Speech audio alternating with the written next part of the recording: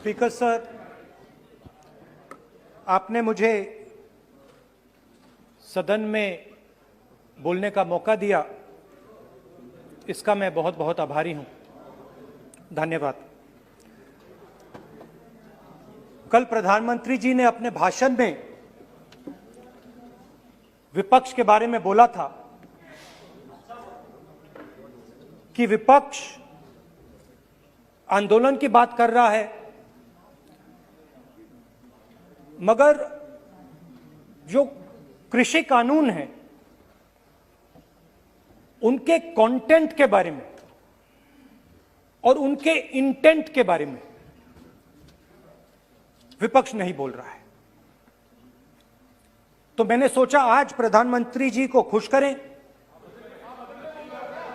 करें और जो 3 किसान के बिल हैं, खेती के बिल हैं, उनके कंटेंट का और इंटेंट का की बात करें। हाँ, बजट पे बोलेंगे। आप शांत हो जाइए प्लीज। किसान का मुद्दा भी बजट का मुद्दा है, आप उनका आदर कीजिए।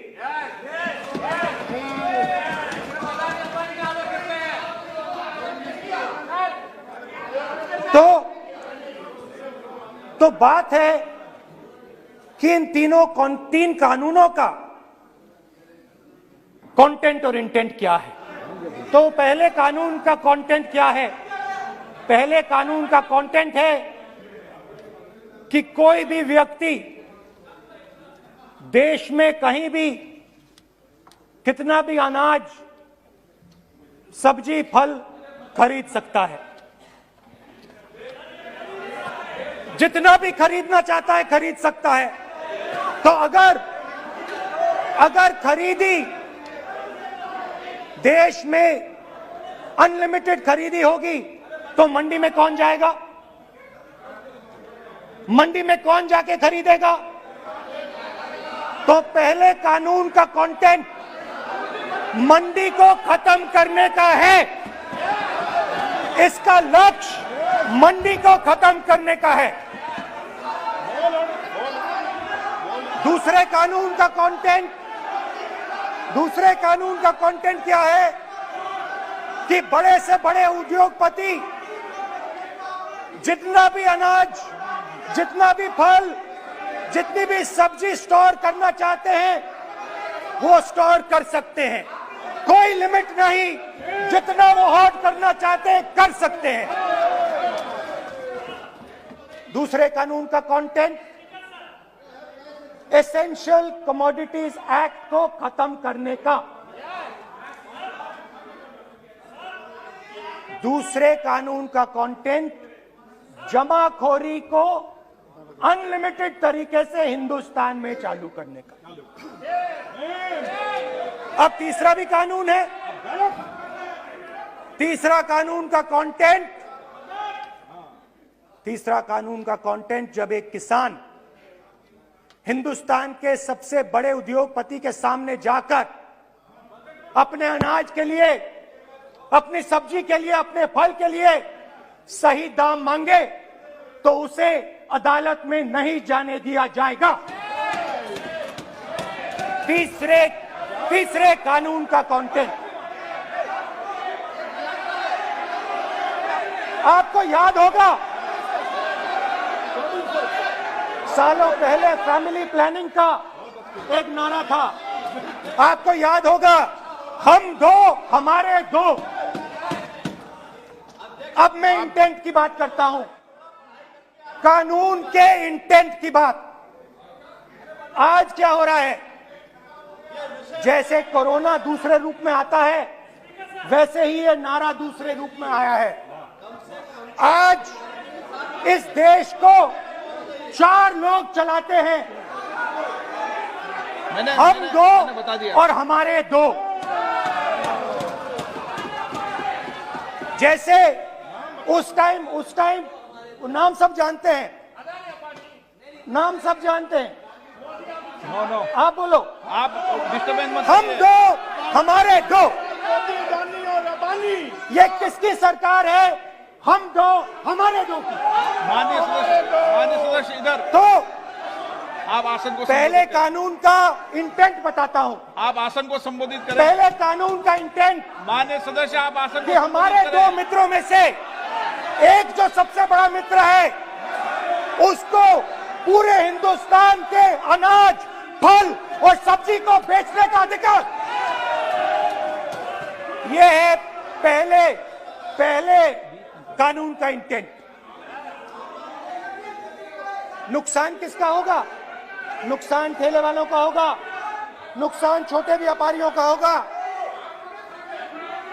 नुकसान जो लोग मंडी में काम करते हैं, लाखों लोग, उनका होगा। अब चलिए दूसरे कानून की इंटेंट की बात करते हैं। दूसरा कानून का इंटेंट दूसरे मित्र की मदद करने का है। दूसरे मित्र को पूरे देश में अनाज, फल और सब्जी की स्टोरेज की मोनोपोली दी जा रही है। आज दूसरा मित्र 40% हिंदुस्तान का अनाज अपने साइलों में रखता है। ये कांग्रेस पार्टी की बैठक नहीं है, ये सदन है। फल और सब्जी अगर बजट में साइलोज में रखेगा। ये सभा नहीं है। प्रधानमंत्री कहते हैं सर मैं अध्यक्ष जी आपको कहना चाहता हूँ, जब आपने बजट के लिए चर्चा के लिए पुकारा, मैं बता रहा हूँ, एक मिनट बैठिए। माननीय सदस्य, आज बजट पर चर्चा है, मैं आग्रह करता हूँ। प्रधानमंत्री कहते हैं बजट पर कि मैंने ऑप्शन दिया है। हाँ, आपने ऑप्शन दिया है, 3 ऑप्शन दिए हैं। पहला ऑप्शन भूख, दूसरा ऑप्शन बेरोजगारी, तीसरा ऑप्शन आत्महत्या। ये 3 ऑप्शन आपने दिए हैं। अब देखिए मामला क्या है। मामला ये है कि हिंदुस्तान का सबसे बड़ा बिजनेस, सबसे बड़ा व्यापार एग्रीकल्चर का है। अब बजट 40% आबादी इस पे जीती है, इससे जीती है। 40 लाख करोड़ रुपए का धंधा है। दूसरे कानून का इंटेंट है कि एक व्यक्ति को आप पूरे देश के अनाज की स्टोरिंग की मोनोपोली दे दो, और जब किसान अपने अनाज के लिए सही दाम मांगने जाएगा तो जिसके पास स्टोरेज की मोनोपोली होगी वो मार्केट में अनाज डालेगा और किसान से कम पैसे में खरीद करेगा। लक्ष्य है कि इस देश की जो रीढ़ की हड्डी है, किसान, मजदूर, छोटे दुकानदार, व्यापारी, उस रीढ़ की हड्डी को तोड़ के टुकड़े टुकड़े करके 2 मित्रों को दे दो। Sir rule 218, sir rule 218। Sir आपने माइक बंद कर दिया। बोलने दीजिए, बैठिए। माइक बंद कर दिया सर आपने। सर बैठिए, आप क्यों डिस्टर्बेंस कर? खैर, इससे होगा क्या? जब ये कानून लागू होंगे तो जो इस देश के किसान हैं, इस देश के मजदूर हैं, छोटे व्यापारी हैं, इनका धंधा बंद हो जाएगा। इनमें से किसानों की खेत चली जाएगी, किसान को सही दाम नहीं मिलेगा, छोटे दुकानदारों की दुकान बंद हो जाएगी, और सिर्फ 2 लोग, हम दो और हमारे 2 इस देश को चलाएंगे। हिंदुस्तान का फूड सिक्योरिटी का सिस्टम है वो नष्ट हो जाएगा, और पहली बार सालों बाद एक बार फिर पहली बार हिंदुस्तान के लोगों को भूख से मरना पड़ेगा। रूरल इकोनॉमी नष्ट हो जाएगी और ये देश रोजगार नहीं पैदा कर पाएगा। ये नई चीज नहीं है। ये आप मत सोचिए कि ये नया अटेम्प्ट है, पहला अटेम्प्ट है। ये पहला नहीं है। ये काम प्रधानमंत्री ने हम दो हमारे दो के लिए पहले नोटबंदी में शुरू किया था। पहली चोट नोटबंदी थी। आइडिया किया था गरीबों से, किसानों से, मजदूरों से उनका पैसा लो, बैंक में डालो और हम दो हमारे दो के जेब में डालो। स्मॉल मीडियम सेक्टर को खत्म कर दिया, किसानों को बर्बाद कर दिया। वहां नहीं रुके, फिर गए जीएसटी, गब्बर सिंह टैक्स, 5 अलग अलग टैक्स, और फिर से उन्हीं बेचारों पर आक्रमण, उन्हीं किसानों पर, उन्हीं मजदूरों पर, उन्हीं व्यापारियों पर आक्रमण। फिर कोरोना आता है। कोरोना के समय मजदूर चिल्ला चिल्ला के कहते हैं हमें बस का टिकट दे दीजिए, हमें ट्रेन का टिकट दे दीजिए। नहीं नहीं नहीं, तुम्हें नहीं मिलेगा, तुम पैदल घर जाओगे। एक मिनट माननीय सदस्य प्लीज। मगर टैक्स माफ जरूर होगा, माननीय सदस्य जरूर होगा। माननीय सदस्य 5-10 उद्योगपतियों का टैक्स होगा। माननीय सदस्य प्लीज। तो पहले नोटबंदी, फिर जीएसटी, फिर कोरोना के समय उन्हीं 4-5-10 लोगों को पूरा का पूरा कर्जा माफ, 10 लाख करोड़ रुपए जो भी था कर्जा माफ। मगर हुआ क्या? हिंदुस्तान का रोजगार का जो सिस्टम है, जो स्मॉल एंड मीडियम इंडस्ट्री है, वो खत्म हो गई। आज ये देश रोजगार नहीं पैदा कर सकता है, सीधी सी बात। और आज नहीं, कल भी ये देश रोजगार नहीं पैदा कर पाएगा, क्योंकि आपने इस देश की रीढ़ की हड्डी तोड़ दी है। किसान की, मजदूर की, छोटे दुकानदार की, स्मॉल मीडियम बिजनेस की रीढ़ की हड्डी तोड़ दी।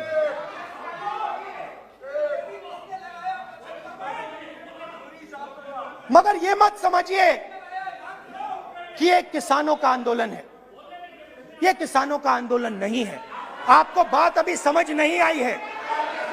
ये देश का आंदोलन है और ये किसान सिर्फ रास्ता दिखा रहा है।